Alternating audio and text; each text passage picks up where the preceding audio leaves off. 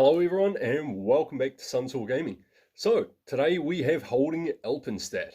Now, two reasons for this video. One, it's a side of the map I don't normally play and it's a good way to show you guys how to hold on this map. Two, Deja dropped me a replay and he was like, check out this mean hold in my KV4 raw. And well, I think I've done it better, but we'll let you guys decide. So without further ado, let's get into the video. Don't forget to comment below at the end of it all and let me know which one of us two held better on Alpenstadt. So first up we have Deja Vu in the KV4. Now this tank is made for holding. This thing is a pure beast. You put it on a bit of an angle and people are going to have a lot of trouble pinning it. The only places they can really get at are the front lower plate and the hatch on top. Now the front lower plate on this thing, although it is fairly weak compared to the rest of the tank, if it is angled and moving, it's a very difficult target to pin. If you're in a medium tank or a light tank, it can be very difficult. So the KV4 is a big favourite of both mine and Deja's actually, and it's a beautiful tank. This blue looks fucking nice on it too, Deja. However, you can see here Deja is pulling up on the right side of Alpenstadt. He is, well, not having much luck shooting anything, but they're not exactly having much luck shooting him either. Now his two teammates behind him, they are backing up. Deja is backing up. The entire enemy team is there. They're capping C, and you can see on Deja's map there, the rest of his team are over the other side of the field.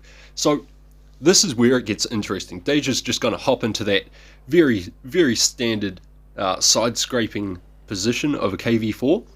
And I love how he moved back further from the corner of the wall. And the reason he done that was to make sure that that lower plate couldn't be hit by the enemy on their angle. And that was a very smart thing to do.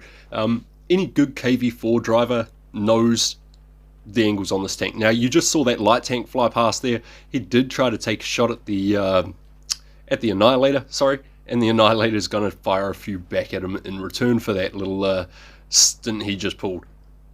However, on the other side of this wall, you've got a couple of tanks that are down the bottom there, and they are going to be taking on the Tortoise from the Turtle from Deja's team. Sorry, is over the other side there in the city, trying to hold off that flank, trying to stop them from pushing around the back of Deja. But while they're doing that, these guys are all pumping shells into the two teammates of Deja's that are sitting behind him in the open with no cover whatsoever.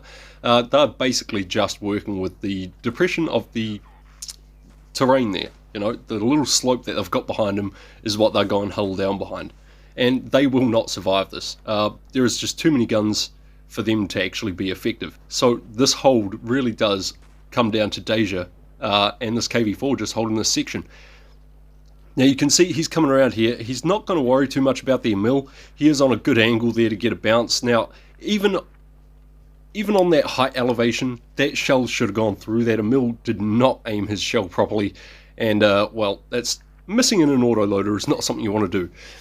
Anyway, Deja making the most of it, pumping out some more shells where he can. Again, the Emil is not really paying attention, gets a bounce, nice ram there from the very heavy KV4 into the Emil, and let's see if Deja can finish him off with a shell just as soon as he's reloaded. Easy targets, and there it goes. The Emil is out of action, and Deja can now focus on this tank right here, who smart enough to actually turn around and realize that Deja was a threat. I think he also just dealt with that turtle. So Deja is now holding it up against this guy, and he is putting the shells through him. He's not going to survive. Deja has way too many hit points, and this guy is far too aggressive with a tank he does not know the armor profile of. He does get one through the front track wheel on Deja there, but that's okay. And this light tank is one of the last enemies alive on the enemy team. Now the last enemy alive, and he's about to get shot out of existence. Just not by Deja. Sorry, Deja. Anyway, a very good match. Fucking held really well, and it was an impressive hold by a tank that is designed to hold. And that's exactly what the KV4 can do. It can sit there, it can soak up shots, it can bounce all the rounds.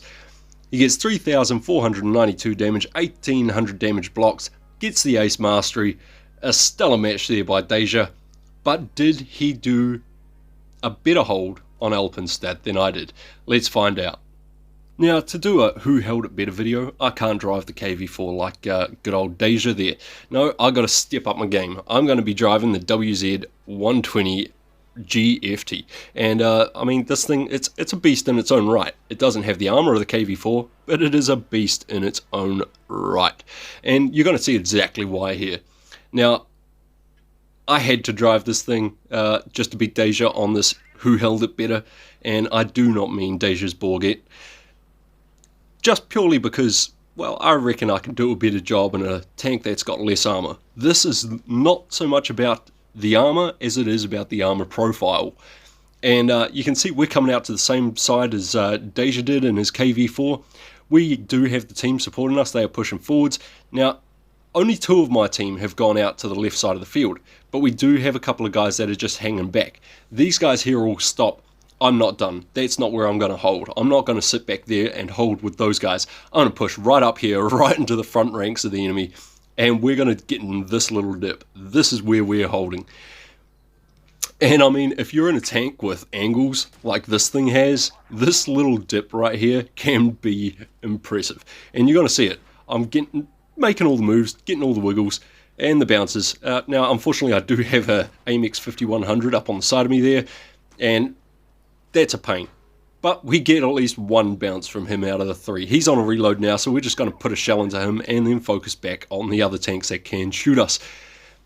Now, so far, we've blocked a lot of damage. We're not quite up to Deja's total damage blocked, but we're very, very close. And, well, we don't get a mastery, unfortunately. Deja gets the mastery, we don't. But we don't do as much damage as he does. We do, however, block a lot more. And you can see my teammates, they're sitting back there. They are getting absolutely punished for their efforts. But I'm sitting right up close. I am frontlining in this TD. I take a nasty shot there. I am a one-shot now. I get the nice bounce from the Chimera. He's going to push forward. Now, I'm going to go for his tracks here, just try and stop him. Someone else got the tracks, though, so I'll just put that straight into his lower plate. And, oh, teammate finished him off. Thank you.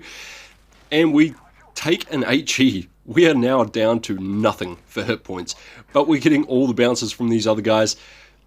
We are now sitting on like 2,400 blocked damage. I can't quite see it, my screen's very small, but I think that's what we're sitting on. So, who done it better, guys? Deja in his KV4 or me in this beastie TD? You decide in the comments below, let us know. I am genuinely curious to see what you guys think about who held better on Alpenstadt between us two. Now, 2,495 damage blocked on my part with 1,900 damage dealt. No mastery for me. I think it's only like a class fucking 2 or something, but that's not the point. You guys decide, let us know in the comments below. Don't forget to hit that like button for me, and until next time, stay safe guys, use cover. Cheers.